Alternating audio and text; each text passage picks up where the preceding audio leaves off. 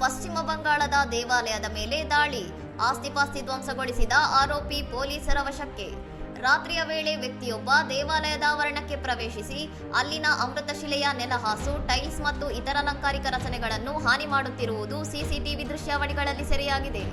ಧ್ವಂಸ ಕೃತ್ಯದ ನಂತರ ಪಶ್ಚಿಮ ಬಂಗಾಳ ಪೊಲೀಸರು ಆರೋಪಿಯನ್ನು ಬಂಧಿಸಿದ್ದಾರೆ ಎಂದು ವರದಿಯಾಗಿದ್ದು, ಕೃತ್ಯದ ಹಿಂದಿನ ಉದ್ದೇಶದ ಬಗ್ಗೆ ತನಿಖೆ ನಡೆಸಲಾಗುತ್ತಿದೆ. ಸಿಸಿಟಿವಿ ವಿಡಿಯೋಗಳಲ್ಲಿ ದೇವಾಲಯದೊಳಗಿನ ನೆಲಹಾಸು ಮುರಿದಿರುವುದು ಮತ್ತು ಆಸ್ತಿಗೆ ಹಾನಿಯಾಗಿರುವುದು ಸ್ಪಷ್ಟವಾಗಿ ಕಂಡುಬಂದಿದೆ.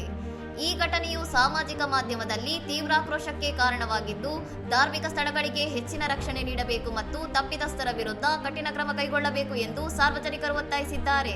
ಹಾನಿಯ ಪ್ರಮಾಣ ಮತ್ತು ಆರೋಪಿಯ ಗುರುತಿನ ಬಗ್ಗೆ ಹೆಚ್ಚಿನ ವಿವರಗಳು ಇನ್ನೂ ಬಹಿರಂಗವಾಗಬೇಕಿದ್ದು, ಅಧಿಕಾರಿಗಳು ಈ ಕುರಿತು ವಿಸ್ತೃತ ತನಿಖೆ ಕೈಗೊಂಡಿದ್ದಾರೆ. ಇನ್ನಷ್ಟು ಸುದ್ದಿಗಳಿಗಾಗಿ ನೋಡ್ತಾ ಇರಿ ಸೌರಂ ಟಿವಿ.